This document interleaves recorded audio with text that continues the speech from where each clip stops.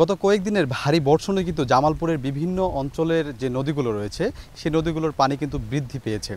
আমরা পানি উন্নয়ন বোর্ডের যে তথ্য পেয়েছি এই তথ্যে কিন্তু আমাদের যে বিষয়টি জানানো হয়েছে, মূলত এখন পর্যন্ত যমুনা নদীর বাহাদুরবাদ পয়েন্টে কিন্তু 70 সেন্টিমিটার পানি নিচ দিয়ে প্রবাহিত করছে বিপদসীমার। আর ব্রহ্মপুত্র সহ বাদবাকি যে নদীগুলো রয়েছে সেই নদীগুলোর পানি কিন্তু বিপদসীমার নিচ দিয়ে প্রবাহিত হচ্ছে বলে আমাদের জানানো হয়েছে।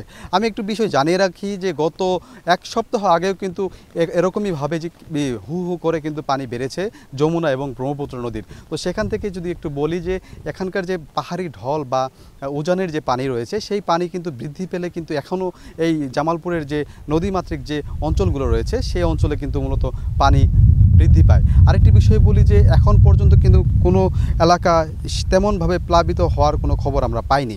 তো এই জায়গা থেকে আরেকটি বিষয় যদি বলে রাখতে চাই, জামালপুরের যে 4টি উপজেলা রয়েছে দেয়ানগঞ্জ, বকশীগঞ্জ ও মাদারগঞ্জ সহ ইসলামপুর যে উপজেলা রয়েছে এই উপজেলার যে নদী কেন্দ্রিক যে এলাকাগুলো রয়েছে সেই এলাকায় কিন্তু ভাঙনের দেখা দিয়েছে ইতিমধ্যে।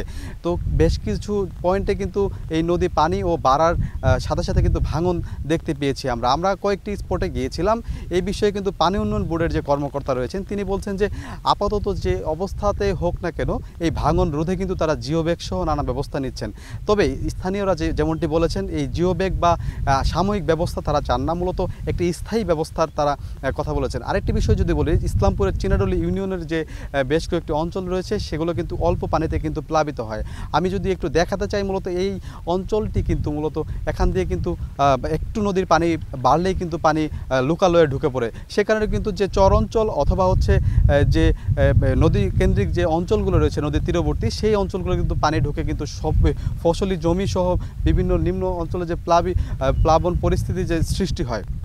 আর পানি উন্নয়ন বোর্ড সহ যে জেলা প্রশাসন আমাদেরকে যেমনটি জানিয়েছেন, জেলা প্রশাসক বলেছেন যে মূলত এখন পর্যন্ত যে সিলেট ও সুনামগঞ্জে যে বন্যা পরিস্থিতি দেখেছেন তারা সেই জায়গা থেকে তারা একটি প্রস্তুতি নিয়ে রেখেছেন যে আগাম যে বন্যা আসতে চলেছে বা আসবে সেই বন্যার কিন্তু সকল ধরনের প্রস্তুতি তারা নিয়ে রেখেছেন বলে আমাদেরকে জানিয়েছেন। আর পানি উন্নয়ন বোর্ড বলছেন আগামী এক সপ্তাহের ভিতরে কিন্তু বিপদসীমা ছুঁতে পারে বলে মনে করছেন পানি উন্নয়ন বোর্ডের যে কর্মকর্তারা রয়েছেন। তো এই ছিল আমার কাছে জামালপুরের যে নদীর পানির বৃদ্ধি ও বন্যা পরিস্থিতি।